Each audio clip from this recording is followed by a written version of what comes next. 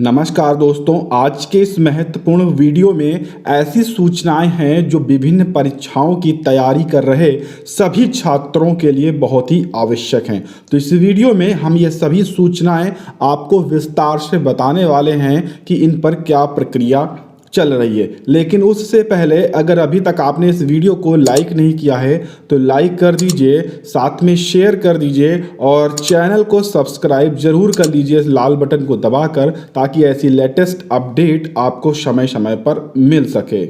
15 मई तक बढ़ी TGT PGT प्रवक्ता भर्तियों के पंजीकरण की तिथि।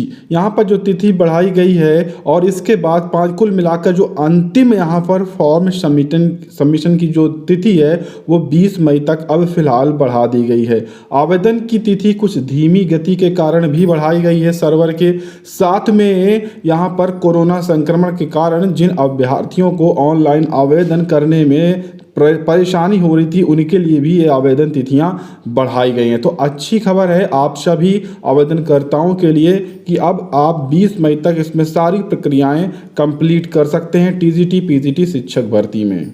यूपीएसआई उम्र सीमा छूट पर कल कोर्ट में सुनवाई होनी थी, जो कि देर दोपहर तक सुनवाई कंप्लीट हुई। लेकिन हम आपको यहां पर एक बार फिर से सूचना दे दें कि अब जो अगली तारीख है वो 17 मई के लिए लगा दी गई है। जी हाँ, अगली जो सुनवाई है वो 17 मई को होगी। वो इस कारण से हुआ कि एक और अभ्यर्थी ने पहले से ही केस फाइल कर रखा था जिसकी सुनवाई 17 मई को थी। इसलिए इस सुनवाई में इस कोर्ट को कल 17 मई के साथ अपडेट कर दिया गया कि अब इन दोनों अभ्यर्थियों की जो केस की सुनवाई है वो 17 मई को की जाएगी। अब 17 मई को पहली सुनवाई होगी। अगर अगली तारीख 1-2 दिन में मिलती है और 2 सुनवाई लगातार होती हैं तो इसी महीने अभ्यर्थियों को उम्र सीमा पर छूट मिल जाएगी यूपीएसआई पुलिस भर्ती में। और इस महीने के अंतिम दिनों तक आवेदन होने हैं तो सभी अभ्यर्थी इसमें आवेदन प्रक्रिया में शामिल भी हो पाएंगे। अगले माह तक हो जाएगी 5100 सहायक अध्यापकों की नियुक्ति। जी हाँ, बेसिक शिक्षा निदेशालय ने संबंधित जो प्रस्ताव है वो शासन को भेज दिया है। शासन को त्रिस्तरीय पंचायत चुनाव की आचार संहिता समाप्ति का केवल इंतजार था। वो पहले से ही इस प्रक्रिया को शुरू करना चाह रहे थे। मैंने आपको सूचना भी दी थी और बताया था कि जून जुलाई में नियुक्तियां सभी को मिलेंगी।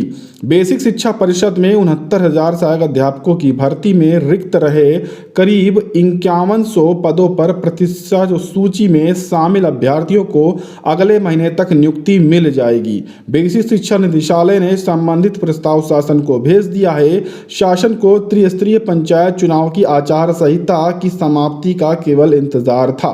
गौरतलब है कि 69,000 सहायक अध्यापक भर्ती में अनुसूचित जनजाति के अभ्यर्थी नहीं मिलने के कारण 1133 पद रिक्त थे। इसके अतिरिक्त अलग अलग कारणों से 3900 पद रिक्त थे।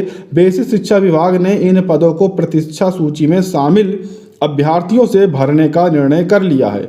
विभाग के मंत्री सतीश द्विवेदी ने मार्च में इसकी घोषणा भी कर दी थी, लेकिन पंचायत चुनाव की आचार संहिता लगने के कारण मामला आगे बढ़ नहीं सका। स्कूल शिक्षा महानिदेशक किरण आनंद ने बताया कि जल्द ही नियुक्ति का आदेश जारी कर दिया जाएगा। यानी कि 69,000 शिक्षक भर्ती में तृतीय काउंसलिंग पर 5100 पदों का इंतजार कर रहे अभ्यर्थियों के लिए अच्छी खबर है। और इसी महीने मई महीने में इससे संबंधित काउंसलिंग प्रक्रिया का जो आदेश है और 5100 सेलेक्टेड अभ्यर्थियों की जो लिस्ट है वो जारी कर दी जाएगी और सभी अभ्यर्थियों की काउंसलिंग प्रक्रिया कराकर अगले महीने तक नियुक्ति दे दी जाएगी, क्योंकि 15 जून से विद्यालय खुल जाएंगे और उसके बाद तुरंत अभ्यर्थियों को नियुक्ति दे दी जाएगी, जैसा कि मैंने आपको पहले सूचना दी थी। तो ये कुल मिलाकर हमारे द्वारा दी गई सूचना वो सही साबित हुई। इस कारण से आप चाह कर भी इस चैनल को सब्सक्राइब कर सकते हैं। आगे की जो भी अपडेट आएंगी इस भर्ती की व अन्य लेटेस्ट भर्तियों की वो हम आपको सूचित करेंगे। एक महत्वपूर्ण जानकारी दे दें कि इसी वीडियो के डिस्क्रिप्शन बॉक्स में टेलीग्राम ग्रुप का लिंक है, उसे जरूर ज्वाइन कर लीजिए और न्यू डायरेक्शन के नाम से, क्योंकि वहाँ पर जो ऑफिशियल नोटिस होते हैं वो हम शेयर करते रहते हैं।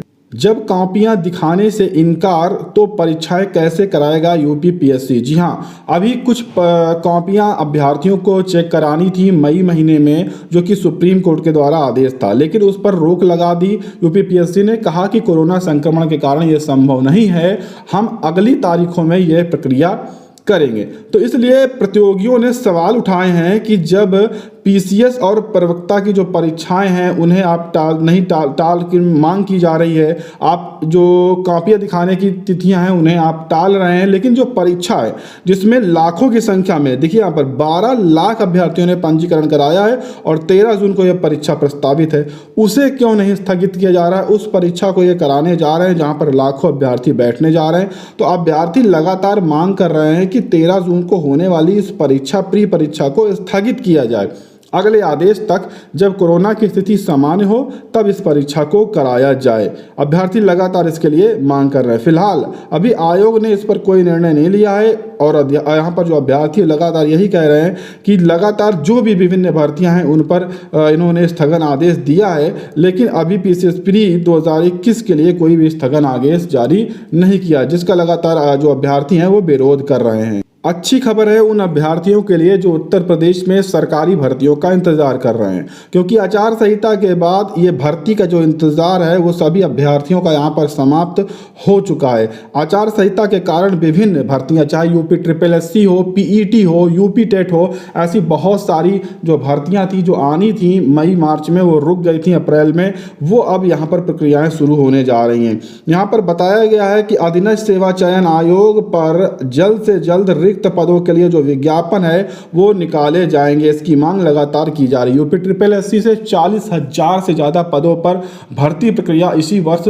शुरू करनी है, लेकिन प्रक्रिया शुरू होने वाली थी कि पंचायत चुनाव आए, कोरोना संक्रमण आया, जिस कारण से प्रक्रिया पूरी तरह से ठप हो गई। अब उम्मीद है कि जल्द ही पीईटी, यूपी SSSC, लेखपाल जैसी जो प्रक्रियाएं हैं वो शुरू कर दी जाएंगी और सभी जो सरकारी भर्तियों का इंतजार कर रहे छात्रों के लिए अच्छी खबर होगी और सभी इसके लिए आवेदन कर पाएंगे।